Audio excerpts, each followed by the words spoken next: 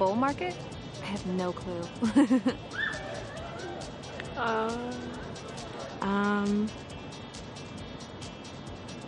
A market that has a lot to do with money.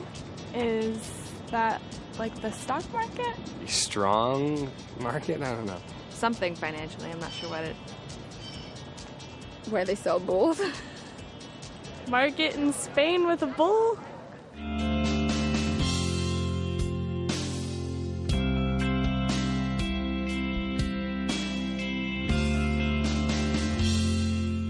Okay, Jeff, I've heard people talk about the bull market, the bear market. What are they and what's the difference between them? Really, a bear market is when things are bad and the market's consistently lost value, and typically it's when you've lost 20% or more of value. So bear markets are bad and you're not making money and the economy's doing poorly. And then a bull market is when things are cranking and raging, and usually when the stock market's up 20% or more, they would call that a bull market. How do you react in a bull market versus a bear market? Yeah, it's interesting. I think sometimes we forget that the market doesn't just go up.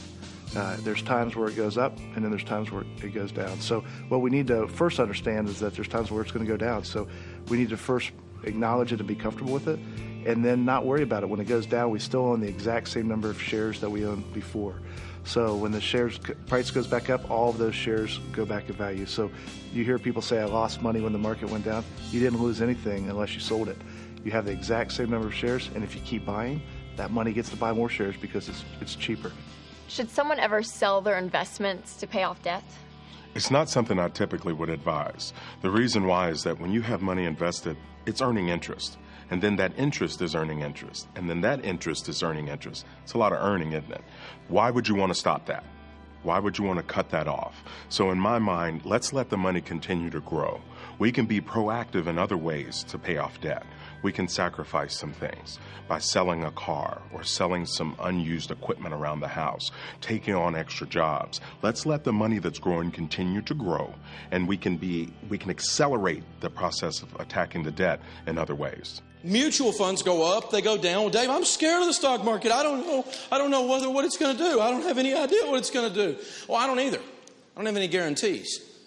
I will tell you this. I've studied it in detail, and Ibbotson, which is one of the research firms, said, I pulled up all their research on it, and 97% of the 5-year periods in the stock market's history have made money. It means if you leave it alone 5 years, based on history, 97% chance you're going to make some money. 100% of the 10-year periods have made money. Yeah, Dave, but what about disasters and all that other thing? It's a very interesting question. Very interesting question. This is a study right here I hold in my hand from the Dow Jones firm. They are the people, one of the things they publish you see on the news all the time, the Dow Jones Industrial Average, right? Have you ever heard that as a measure of what the stock market's doing on the news? Here's an interesting thing. What if something happened out there in the world? We would call it a geopolitical event that was a negative thing. Maybe JFK was assassinated. What do you think the stock market did the next day? Right, that's what it did. What about the Cuban Missile Crisis? When that was all over the front of the newspaper, what do you think happened to the stock market the next week? It didn't actually affect those companies, but it brought fear, didn't it? And fear usually translates to the stock market dropping. What about something like the Oklahoma City bombing? What do you think it did right after that? What do you think about Pearl Harbor getting bombed? Dropped. And those are the things we're afraid of when we start thinking about taking risk. I mean, what about 911? Oh, man. It definitely dropped. I mean, the stock market closed for several days. Wall Street is right adjacent to the World Trade Center. There was dust and rubble everywhere. Plus, the president didn't want the markets back alive right then because people were scared. He was afraid they were going to just go crazy and the market would tank. And so to calm everything down, to get everybody's pulse rate down, the market stayed closed for several days. When it reopened, we in the business all knew that the stock market, as soon as it opened, and you didn't have to be a stock market expert to figure out after the World Trade Center, after the towers come down, right? What's the stock market going to do when it opens up? What's it going to do? And it did, didn't it? Does anybody remember? Boy, in mere minutes, it dropped 500 points. It went crazy. All the newscasters going, oh, the world's coming to an end. Whoa, whoa, whoa, whoa, whoa, whoa, woo-ee-ah. People are panicking and pulling their money out. Here's some interesting stuff, though. This study right here that I'm holding in my hands that I was telling you about with those major events studies what happens after a disaster 1 year later. Where is the stock market? When one of those things happens, goes down, where is it a year later? Of those things I named you, not counting 9/11, that's a different story. But of those other things, like the Pearl Harbor, Cuban Missile Crisis, JFK assassination, Oklahoma City bombing, Kuwait invasion, all kinds of other things you could list down through here. There's about 10 or 15 of them on this. Out of every one of them here, within a year, the stock market returned to where it was within 1 year, every single time except Pearl Harbor. And it took it a couple of years to return, because Pearl Harbor was off the tail end of the Depression, and we kind of got our tails kicked the first year of that war. It took a little while to get some tanks built and go kick some butt, okay? That's really what happened, wasn't it? If you know a little bit about history. And as soon as that started happening, the market started coming back, and we started winning again. So bottom line is, a year later, it was history. You ever heard of Y2K? You know what the stock market did with Y2K? It went up the first day. I was all ready to go buy some because I thought it was going to go down. I was ready. But it went down the summer before when everybody was freaking out. And January, as soon as the bell rang for the new year, bang, the market went straight up. It was one of the best quarters in the stock market's history, as a matter of fact, coming out of Y2K. And everybody thinks that's going to be the end of the world. On 9/11, here's what's interesting. The day before the cowards attacked New York, on the day before, the Dow Jones Industrial Average closed at 9,605. 9,605 was the Dow Jones Industrial Average on 9/10. Of course, when we reopened, I just told you, it went, and everybody freaks out, and it's all over the news.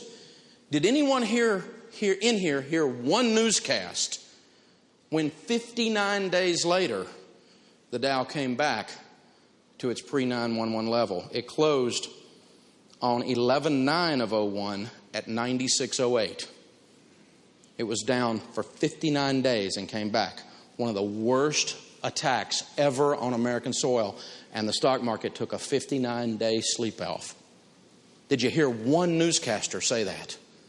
Not one. It doesn't. If it bleeds, it leads. It's not the sky is falling. But see, what I'm trying to tell you here is the American economy is very resilient. It's resilient against war. It's resilient against the attacks by cowards. It's resilient against anything like that, to the point that almost every time within a year it's come back. And in 9/11 it came back in 59 days. So it's a pretty safe thing to say, as a group, American companies are a really, really good place to have your dollars invested. Because think about it. If Home Depot closes, if Lowe's closes, if Kmart and Sears close, if Citibank closes, if Ford Motor closes, if General Motors closes, if General Electric closes, if Alcoa closes, and you just name them and name them and name them, McDonald's, Coca-Cola, Hewlett Packard, if all of these companies, if every one of them closed tomorrow, the stock market would be worth zero. Your bank isn't open either. Hello. And the FDIC has collapsed. It doesn't have that kind of strength. You better buy a gun, get you some soup. That's where you're facing at this point. You see what I'm saying? So these are really good places to park money over a long, long period of time.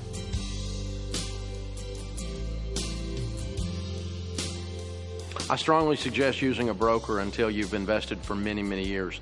Not because a broker has some kind of magic insight, but you're looking for a broker with the heart of a teacher. And that's someone who can teach you why you need to look at different types of investments and why you might want to look at this mutual fund versus that mutual fund. Your investing, especially in your 20s, is all about learning about the investments as you go along as much as it is actually making the investment. Jeff, why should someone choose a broker that goes and looks at all different companies? I think that's one nice thing that you want to do is use an advisor or a broker that can use lots of different mutual fund companies as opposed to just one. Because, of course, if the guy works for a firm that can only sell one kind of mutual fund, then the probability of those funds always being the best all of the time are probably not that high. So my suggestion would be talk to advisors that have the ability to use mutual fund companies from hundreds or thousands of different firms. Now, I'm often telling people, listen, if you invest, you can kind of calculate it based on 12%. The stock market, since its inception, has averaged about 11.8%. And I get these calls and I get this hate mail from these goobers all across America and say, you can't get 12% on your money. You just can't get, there's no mutual funds out there that get 12%. I mean, I don't know where you have your head stuck, but I tell you what, they're all over the place. There are tons of them. I spent 60 seconds on my Morningstar software just the other day getting ready for this talk. 60 seconds. I found 500 plus mutual funds that have a 15-year track record of 12% or more. I don't think you need 500. You just need a couple of them.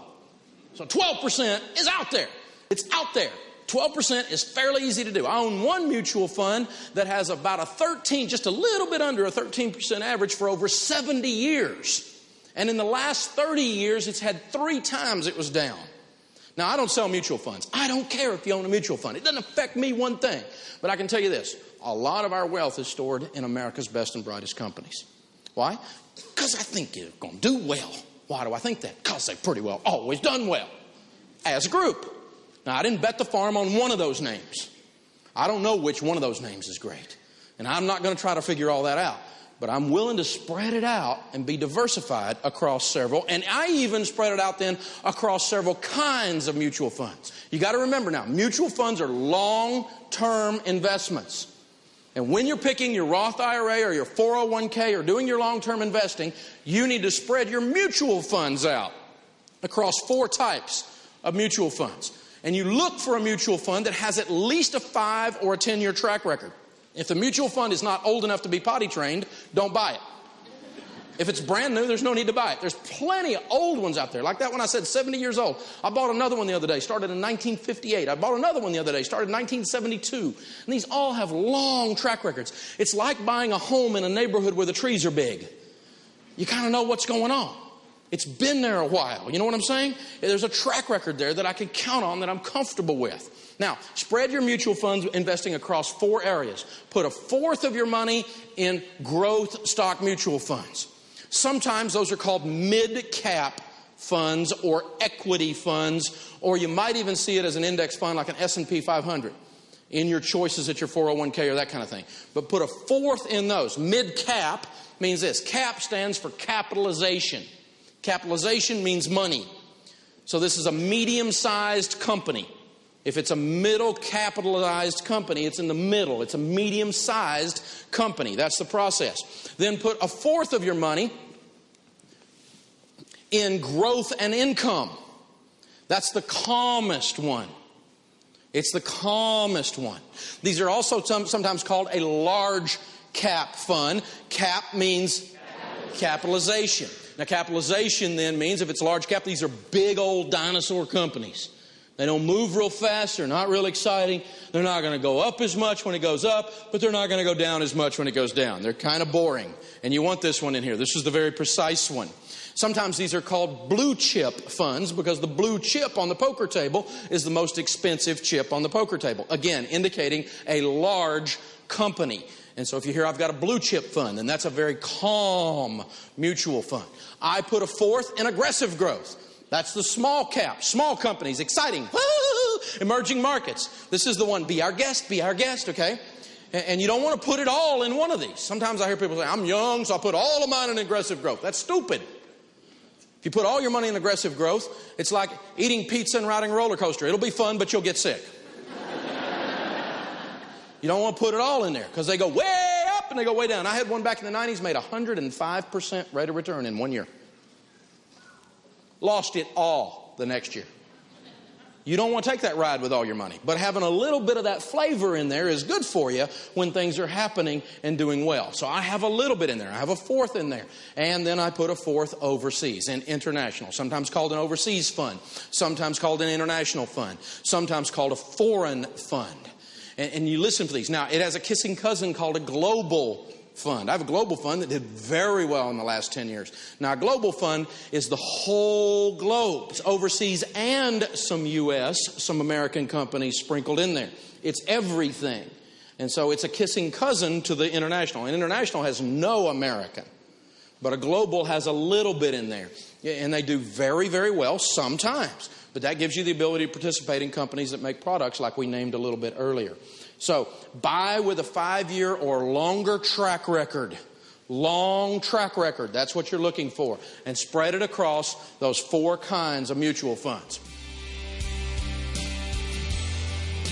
Very simply, the rule of 72 is the way to approximate how long it will take your investment to double. So if what you would do is to take the number 72 and divide it by the interest rate you're getting in your investment. So if it were 12% and you invested $10,000, for it to grow to $20,000, it would take 6 years. If it were 3%, it would take 24 years. That's the rule of 72.